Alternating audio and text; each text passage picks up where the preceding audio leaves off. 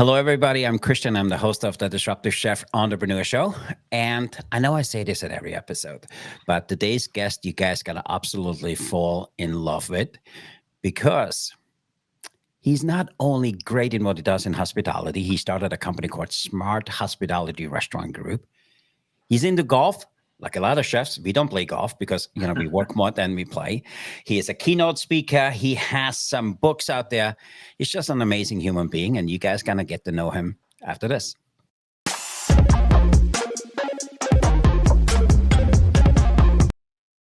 Hello again, my name is Christian. I'm the host of the Disruptive Chef Entrepreneur Show, and I'm really excited to have this conversation with DJ today. He is a leading brand builder. He is an author. He is an operator. He creates cultures of excellence. He does it all. He's a consultant. He is a motivational speaker. He has books out there. And today we're going to find out how does he make it all happen. So with that, DJ, thanks for being here today.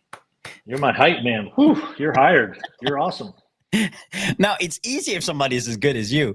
So first off, thanks a lot for doing this and to our audience. But let us know, how did this whole thing start? How did you get inspired to pursue this career you have today in hospitality? And how did it get all started? Well, I'll give you kind of the abridged version. Way before I had this gray hair, when I turned 16, Chuck E. Cheese was new in town. This was 1982. And I was into video games, or Asteroids and Pac-Man, and they opened up, and I went down and applied, never thinking that was the restaurant or the hospitality business. And 42 years later, I'm still in the business. I survived 18 years of Chuck E. Cheese, and that's awesome. The interesting thing there was I started doing a lot of stuff around training and using incentives to really reinforce what I was trying to get our managers to train. And so we really kind of found some contests that worked with our birthday hostesses and our cashiers. And I spoke about this at a training conference called Chart and the National Restaurant Show. And there was a leading hospitality consultant at the time that was sitting in the front row of the audience. My first time I ever talked. I'm freaking out because the legend's right in front of me. And he told me, you need to go out and do this on your own. And that's really kind of what started my progression in kind of away from working at Chuck E. Cheese and into what I'm doing today. So I try and pay it forward to everybody else because that guy paid it forward to me and helped me out. So that's really what I love about this hospitality industry. We're in there helping each other out.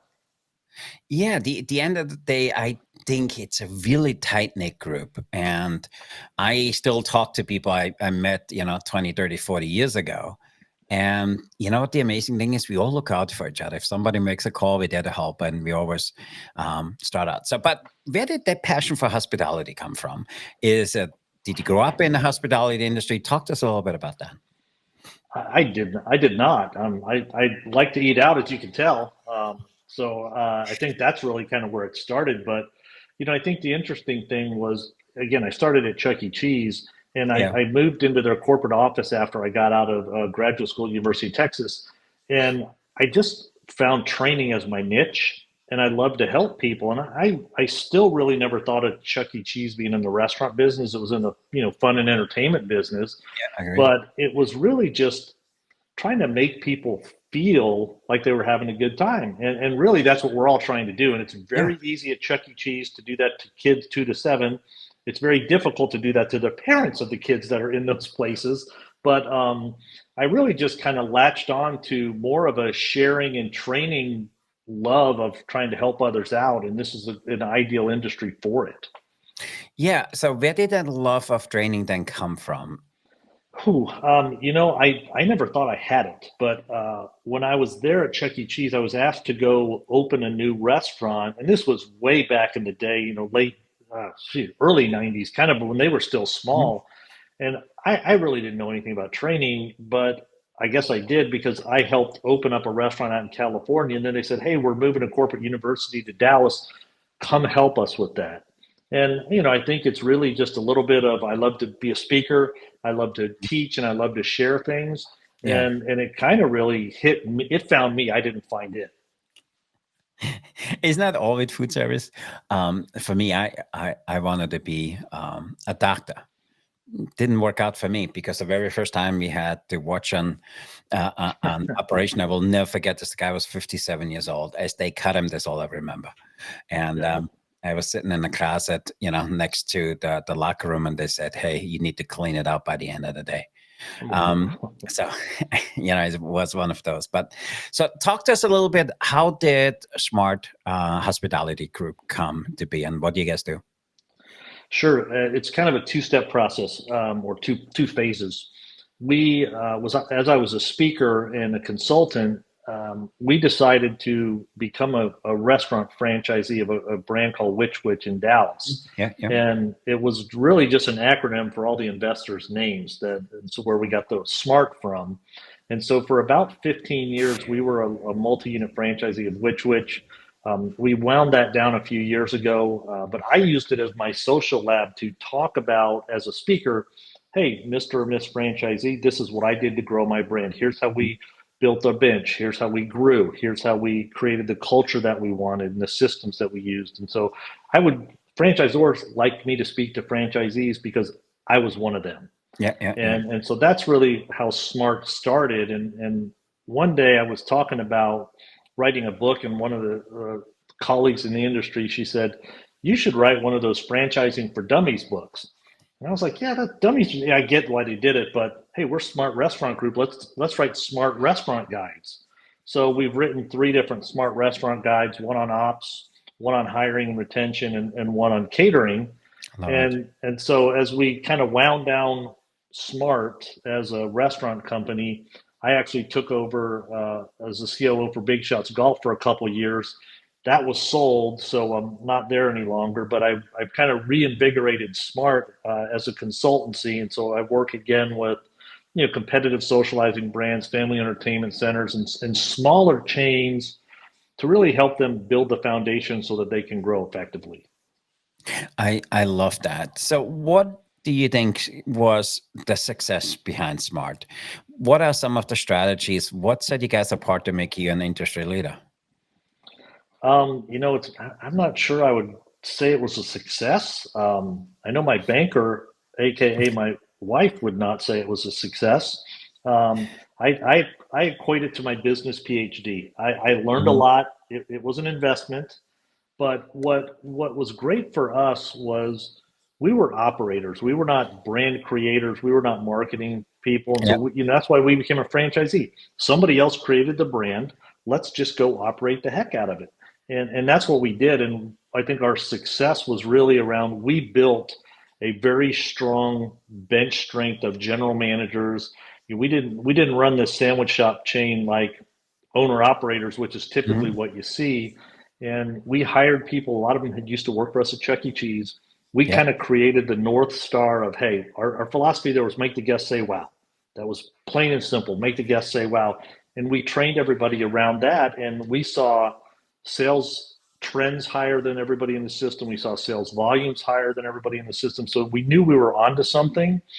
We were starting to kind of flatten out with sales. So we went out and aggressively started to do catering for schools that I had never thought of it. I learned that from my kid. When my daughter comes home from ninth grade band, she goes, it was about this time of year. She says, "Hey, here's the 10 meals we need to order for every band game this season." And I'm looking at this going, why is Witch not on here? It's July at the time, and they had already picked everybody for the whole school year. So, the bells went off in my head, and that's how. So we were always looking for what else could we be doing to continue to push our brand forward, and that's really where we thought we were. We were a success relative to everybody else, but again, I learned those things to share with others, and that's to me where I've really been enriched, was being able to talk to these other companies, and I learn as much from them as I hopefully teach them.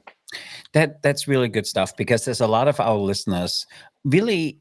I'm not really sure if they 100% understand what the franchise development is. So, can you talk to us a little bit? How do you approach franchise development?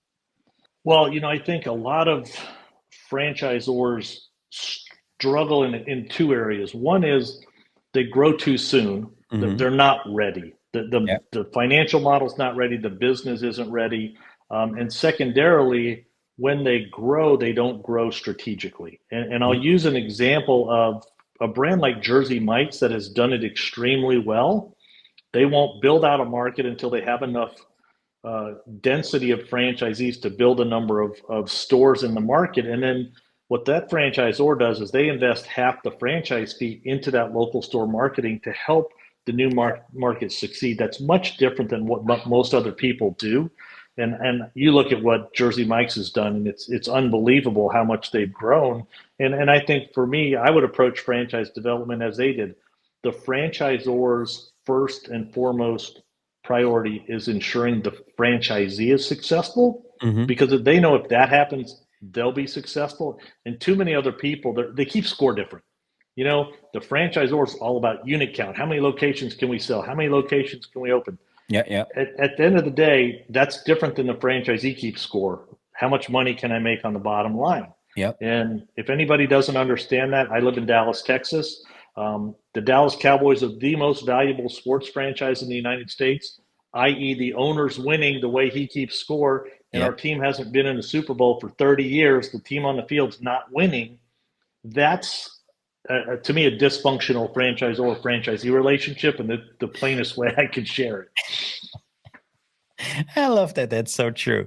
And for me, by the way, Jersey Mike's, I oversee him. I don't go often as I want to. Mm-hmm. We were out in Chicago and, bringing the bear, sorry, no, sorry. We were in St. Louis and bringing the car back to the St. Louis airport. There's this little Mm-hmm. shopping thing on the side. So we gassed up the car and there was a Jersey Mike. I walked in and I'm always fascinated by the simplicity of the concept and how busy it was.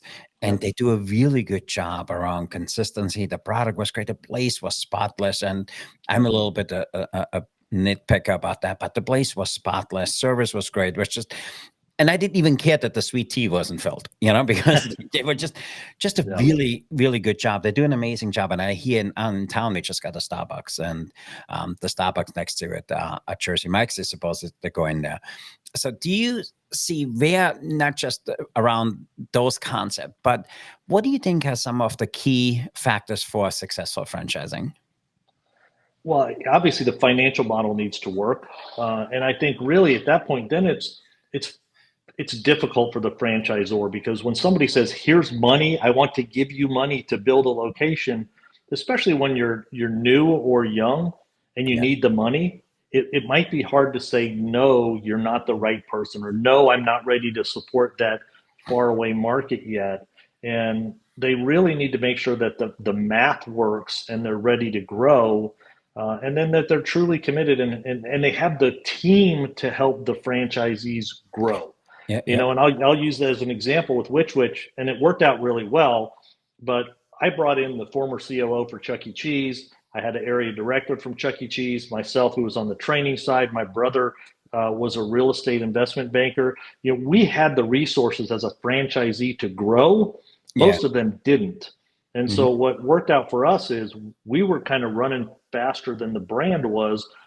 I built our own training materials and we needed them. And then, it turned out, because I was a consultant, we ended up just modifying them for all the franchisees to use.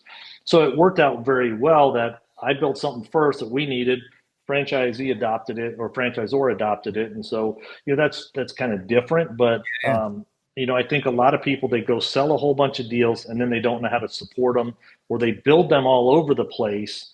And it's real hard to develop a brand when you build one in Seattle and one in Chicago and one in Orlando, because if that one doesn't succeed, they're not going to be any more built there. And yeah. that's tough. And it's also, all the markets are so different. And I seen some concepts out in St. Louis I haven't seen in a very long time on the East Coast. So I think it's also regional in a way. So for our listeners, a lot of them Mm-hmm. own 1, 2 restaurants. Can you talk to us a little bit? So if you are in the fortunate situation that I have already 2 restaurants, I'm doing Yeah. really, really well.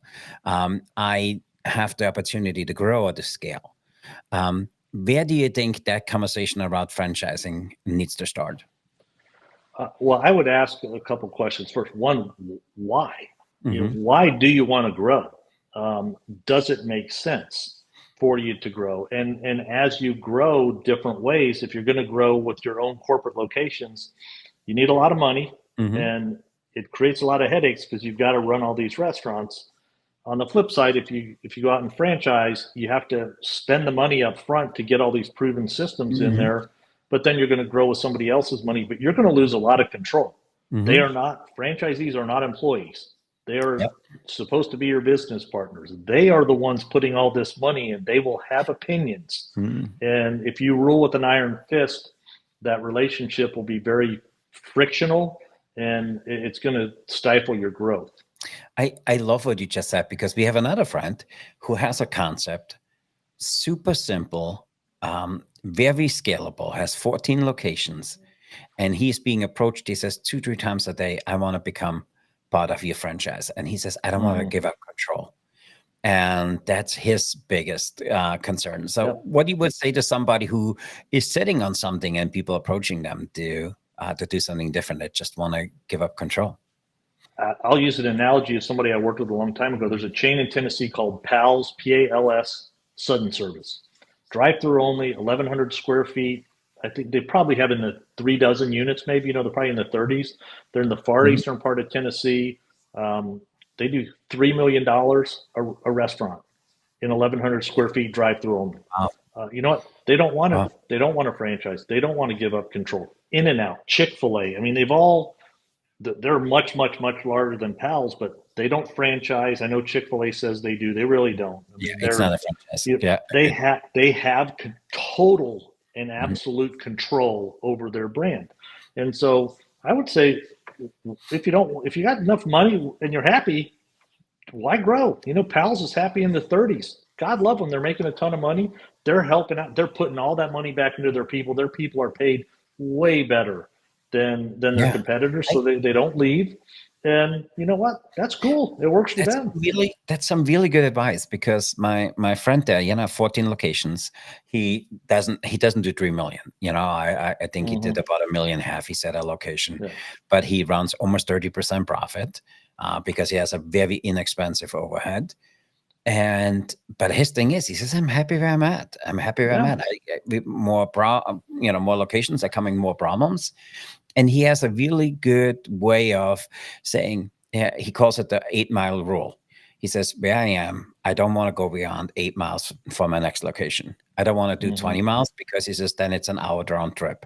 And that's one of his things. And I love how he looks at that. And he didn't grow up in this industry. He fell in it by default because he said, I needed Mm-hmm. to pay off some loans. I needed to do a food Yeah. truck. I did a food truck, and somebody said, "Oh, you should put it in a building." He says, "I was dumb enough to listen." And then I started growing. And Yeah. he says, I never wanted to be in this forever. But his thing is, he says, hey, I want to get to this benchmark and then I want to sell out. I want somebody else to Yep. take it and run with it. And I absolutely love that. So, Ved, talk to us a little bit because everybody thinks if you're a franchisee, you're making a boatload of money and thinks his life is beautiful. Where are some successes or some key points where you see they're doing this really well? Or, you know what? They just didn't do this. Where's that bench between failure and success? You know, what I would tell you is the ones that do it right, when they go into a new market, they put the first location in an A plus center or an A plus suburb of the city. And I'll use which as an example where I think they did it right and where I think they missed. In Dallas, where they started, they put it in downtown. Again, this was Mhm. pre-COVID, 20 years ago. Downtown was bustling. They put it in the number one and number two mall food courts in the busiest malls at the Yeah. time. So what happened then when franchisees like myself come along and say, hey, I want to buy 5 licenses out in the suburbs, and I put mine in the A plus suburb location number one, then when I build locations 2, 3, and 4, people are saying, oh my gosh, I saw Which in South Lake. I saw Which in North Park Mall. You had the familiarity to grow Yeah. the brand from there. I Yet when love you go to other markets, and again, this goes back to when somebody wants to give you money, it's tough. But I live in Flower Mound, Texas. It's a suburb. I see Philadelphia Pretzel Factory come here, or I see some other chain from oh god, the sub place from Chicago or Cincinnati that opened up in Penn Station. They Mhm. build one or two in these suburbs because somebody like me is from there and goes, "Oh, I got a perfect location for here." The franchisor says yes, and maybe it's successful, maybe it's not. But when you go to build the next one on the other side of town, nobody knows who you are. It's hard to hire. You got to spend a ton of Yeah. money marketing. So for me, if you're going to go into new markets, put it at Maine and Maine for your first one. because you're going to get a big ripple effect as you continue to build out that market. I love that. And so Krispy Kreme is super, super successful chain. We had a Krispy Kreme come to town a year and a half left because of the very same reason you just given. People knew about it, but we are Dunkin' Donut country, you know, and even now I always joke, there's a Dunkin' Donuts, 400 feet next to there's a Starbucks. And if you go in the morning, Dunkin' Donuts has a line out the door. You go in the afternoon, Starbucks has a line out the door. It's just the different people it attracts. So you've been on both sides. You've been a franchisor, a franchisor, and a franchisee. Talk to us. What are some of the positives on both, and what kind of people do you recommend to get into that? Well, I think you have to have really thick skin to be a franchisee, and I've seen exceptions to what I'm about to tell you, but I always tell people, like when I was a franchisee at Which Wich, we had a passion to really build something great. We wanted to build something unique. And when people are calling me, prospective franchisees, saying, hey, how much money do you make? Hey, how much money do you make? Hey, you know what? If you're getting into this to make money, and I know there are a lot of people that do, and that's not, and there's a lot of success stories for that. But if you're just, I look at that and go, why does somebody want to get in the battery business? Or why does somebody want to get in the mobile hose repair business or the fitness? Find that love that you have, that passion that you have. I've been fortunate enough to speak at all these other franchise conventions, from, mobile hose repair, Orange Theory Fitness, Gold's Gym, the painting, the pottery painting type of places. And I look at that and go, man, why would somebody want to do that? But it's the people that love doing that stuff. And I tell my story of how we sold sandwiches and built a company. And here's how you can apply that in your business. But the ones that don't have the passion, that are just in it for the money, they're not going to really be the one wearing your logo, repping your brand all the time, and being out there helping you be a salesperson. Because really every franchisee is a salesperson for that brand. And they need to have the right ones with the passion. By the way, I can talk to you about the franchising all day long, because there's so many people think this is the golden ticket. I need to franchise because then I had to have it made big. But I also want to explore a little bit more of the other side. So where did the book come in, and where did the speaking side come in? Sure. Let me give you one more negative on the franchise story that I think a lot of people don't realize. As a franchisee, you pay for everyone's mistake. When everybody asks me what's the biggest negative, that's what it is. And here's what I mean by that. If I pick a bad location, I'm going to pay for that for 5 years, 10 years. If I run out of money, I have a personal guarantee on the lease. I have a personal guarantee on the royalty stream for the franchisors. I have a SBA loan or something like that. And you know what? You may want to shut your doors and turn off the spigot, but guess what? You're going to be getting sued and sued and sued. So please, I always tell people that want to get into this, understand there is a much bigger risk than just the amount that you invest in there. So, be buyer beware and be careful. Now, where did the book... Before you kick, I mean, for me, I love that story, because in my town, we had an Arby's, okay? Arby's thought this is the perfect place, signed a 20-year lease, okay? When somebody comes to you about a 20-year lease, you're going to run the other way. They signed a 20-year lease. They done after year one. So the building is empty. People try to get in there. They said, no, I can't rent it because I have a 20-year lease on it. They're coming back 7 years later because they thought, oh, it changed. Not even a year. They're out again. And now there's some other concept in there. And for me, I think doing your research, and you talked about that earlier. And for me, I happen to love Arby's, but ours always felt different than anybody else's, and it was because the way it was run. And for me, that's the most successful thing. Perfect location. Starbucks always wanted to be there. Starbucks was really going after the location for a very long time. Location is perfect. I think they just never really executed the way they needed to. And again, they're theoretically they're going to pay for that forever. Now, where did the book and the speaking come from?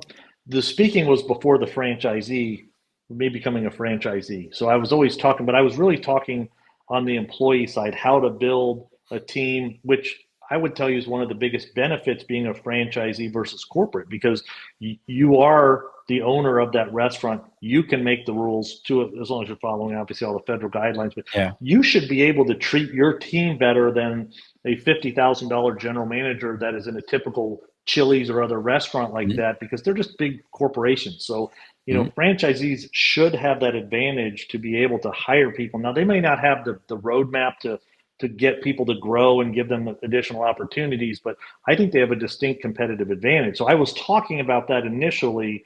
Then when we became franchisees, it was really, how do you build the culture? How do you build the guest culture? How do you scale your team to grow? We went from 2 locations to 10 in a year. Wow. And I always tell people that was the easy part for us. Getting people was the easy part for us because we knew what to do. One of our partners was a recruiter. He was a recruiter before this. He's like, I'll get you people all day long. But we got the right people because we had a clearly defined culture of what we were looking for and what we wanted to do. And so we would make sure we brought the right people in. And that really was how the speaking business evolved into talking about other things that really weren't restaurant specific. It was more franchisee specific. The books just, I always tell people, they said, how long did it take you to write your first book? And I said, 10 years and 2 weeks. 10 years to kind of figure it all out, 2 weeks to write the book. And on a side note, I wrote an article for FSR magazine a couple of weeks ago, and it was really, I don't know if you've seen, there's a large golf entertainment company that's struggling right now. So I used to work for Chuck E. Cheese, and I wrote this long article about what all these family entertainment centers and competitive socializing venues are struggling with, because to me it's very, very simple to fix it, but not very many people listen to the advice. And we could talk food about this, which might be a great topic here, but somebody says, how long did it take you to write that article? And I said, 40 years and 2 hours. 40 years of experience, and it took me 2 hours to just get it typed out. I love that. It's so for us, we own a publishing company. So we own Premier Hospitality Publishing. So we focusing just on the hospitality industry, and we help chefs write a book in 8 weeks or less. So that's one of our things. That's awesome. And what we realized was, as we started this out, why are they not finished? It's not that hard. It's not that hard. And actually having that, what you just said, you 40 years, you figured it out for 40 years. It's easy to write in 2 hours or 2 days. And so we were like, we need to figure out why they want to write it. And because why they really want to write it and why they really want to write it are 2 different things, And we had just the other day, we had somebody, and he says, this is the reason I want to write. I was like, if you do this, it becomes a textbook. Oh, everybody tells me it reads like a textbook. I can tell you, And for me, that's just so important. And I love, you need to keep doing what you do. So in a perfect world, where do you see hospitality going, and where would you like it to go? Well, that's an interesting question. If you think about 4 or 5 years ago when COVID kind of hit, I think the challenge for us now is we've all, as restaurateurs, gotten so used to people not eating here, i.e. third-party delivery, to go, off-premise, catering, and stuff. Those are all great things. But because our dine-in business is in a lot of cases, it has subsided from what it was a couple of years ago, I think our teams have lost just kind of a focus on hospitality. And I think that's something we need to bring back. And the reason I say that is because when we do go out now, and I go out personally a lot less than I used to, but when we do, we go out where we know we're going to get a great experience. And so, I may order from the restaurant down the street to go a lot because it's easy. I know the food travels well, but if I'm going to go out and eat, I'm going to go to the places that take care of me, that provide an experience. I think a lot of these competitive socializing venues have seen a real kind of groundswell because we want to get together with groups of friends now. And it doesn't have to just be a 3-hour dinner. It's, hey, let's go throw darts and drink or bowl or hit golf balls or play pickleball and eat and drink and have a social experience. So for me, as a hospitality veteran, and if you're running a place, you've got to give the people a reason to come back in. And it's not just the food that needs to be you can do the food to go all day long. That's easy. And I want a lot of people to not eat in restaurants to help the restaurants. But if you want them to come in, you got to give them a reason to do so. I love that. And it's so true. And you brought up, so for me, we were out in St. Louis and I was shocked. So in St. Louis, we all said, we're in the mood for Indian food. We go to the first restaurant, beautiful space, beautiful location. We walk in, I'm sorry, no dine-in. No dine-in? No, he said, I stopped that and never brought it back. We go to the second location, no dine-in. Third location, no dine-in. And we were like, okay, from the 3 no dine-in, which one is the better takeout? So we went back to number 1. And number 1 said, I have premier location, beautiful dining room. I just couldn't get the people back to work for me. And he says, I make more money with takeout because of certain operational efficiencies. Mm-hmm. And what I wanted to do, I wanted to show people that I still care about them.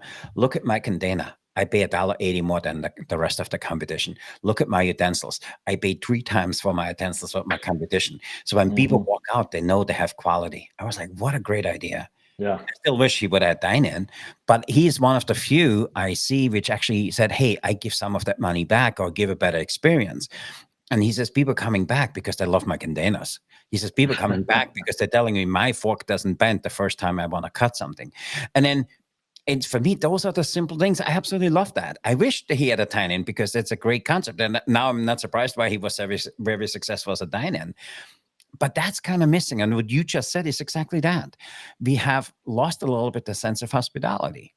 I'll give you a perfect example. So my wife and I order from a restaurant not too far from here. It's called Medea. It's a Mexican food place. Shout out to very small chain here in Dallas, Medea. But when I call, the guy knows me, and he basically says one or two. He says, "Hey, TJ, the same order? Yep. You want vitamins or not?" And vitamins is his code word for frozen margaritas.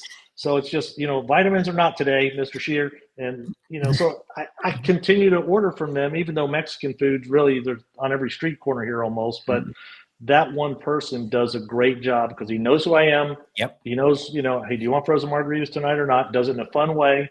And we order from him. I love that. And listen, at the end of the day, people vote with their feet. And if people don't come to somebody else, you need to change something. Yep. And it's as simple as that. So I want to be respectful of your time. We said we're going to do about a half-hour conversation, and we just missed that. So if you're up for it, we want our listeners to learn a little bit more about you. And if you're up for it, we're going to play a round of rapid fire question food service edition. Are you up for it? Whew, I'm on. Let's go. So no pressure. There's no right or wrong answers. There's judgment, though. People will judge you on some of them. Gotcha. So the way it works is I have 25 questions, brand new, off the print. You give me a number between 1 and 25. I give you the questions, and we do about 4 or 5 questions, and give us an honest answer. Off we go. Gotcha. Give me a number. All right. So I was born in February, so we'll do 2. 2. Hey, if you could have any superpower in the kitchen, what would it be and why? Superpower in the kitchen. Wow. I think it would be, I need to be octopus arms to just be able to just kind of run that kitchen and get everything on that plate at Expo and get it up in the window. And I think that would be a superpower that would be very valuable back there. I never expected that. I love that. I can get behind that. Okay, give me another so those number. Margaritas I had just had from Medea for lunch. That's what it was. I need some vitamins too. Go ahead. Number between 1 and 25. We'll go 21. Ooh, 20. Oh, is an all you goodie. Pineapple on the pizza. Yes or no? You know what? I used to be a no on this, but pepperoni, pineapple, and jalapeno gives the sweet, the spicy, the salty, and so only in that one case. There's a whole movement to get the pineapple off the pizza. So yeah. It doesn't go real well with tomato sauce, but a little sweet with the spicy and the fatty goes great.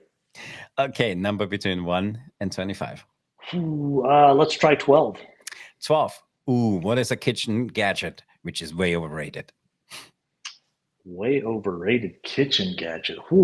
That's a question. I'm going to say an old school yelling chef that is just trying to scream and yell and cuss his or her way to getting everybody to do what they want.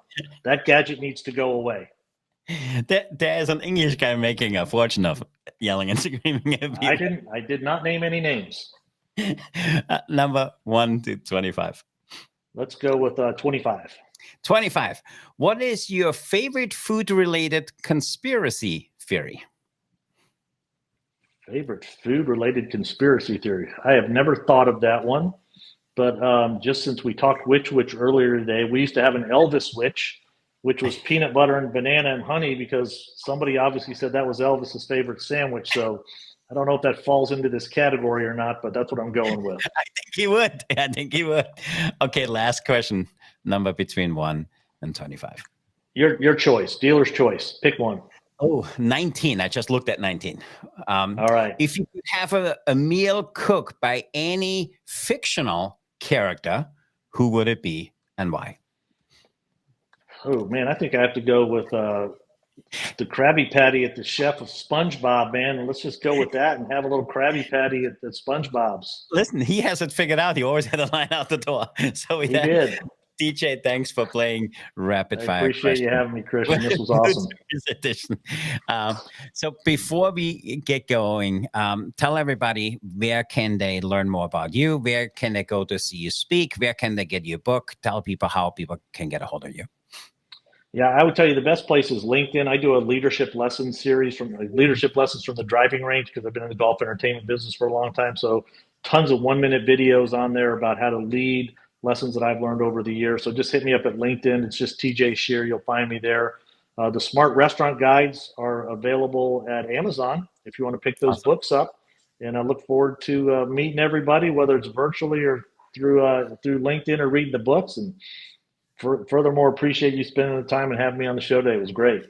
No, absolutely. We appreciate you being here. So one final question. What is one single advice you could give to somebody who wants to do what you want to do or what you currently do?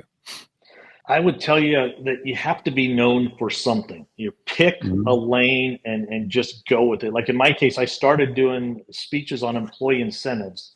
And so I really leaned into that, and that's took me on a crazy path elsewhere. But I see a lot of people saying, hey, I'm good at a whole bunch of stuff and I'm going to consult on that. And you need to be known for something and really just lean into that. And you have to have a little bit of thick skin to get through the tough time, because there was a couple times where I thought, I'm about out of money. Did I do the right thing? But you got to persevere through this. It's too easy to stop. I love that. And really some great information. And this half hour went time really quick, so you need to promise us to come back for 2.0. And also for our listeners, we will have all of DJ's information in the show notes, so make sure you guys check him out. So with that, DJ, thanks for being here. Thanks for the gift of your time. We really appreciate you. This was awesome. We need to do more of that, and especially more around franchising, because every restaurant I go to, I want a franchise, and I don't think people really know what to get into. So we need to have a 2.0 around that. So I appreciate it, man. This was a fun one. That's awesome. And to our listeners, if you want to get more behind the scenes glimpses, know what we're doing, and get some updates, you need to join our Disruptive Chef Club, which is our private community. You get a front row seat for all the things we do. And also, if you haven't done so, make sure you get to our website and check out all of our social media channels. So with that, until next time, remember to disrupt your kitchen, fire up your career, stay hungry for change. I'm Christian, and I'm here with DJ, and we are out of here because he needs to get himself some vitamins. So we are signing off. So to everybody, be the change, be the challenge, and set the world on fire. Until the next episode, make sure you go out there and be disruptive.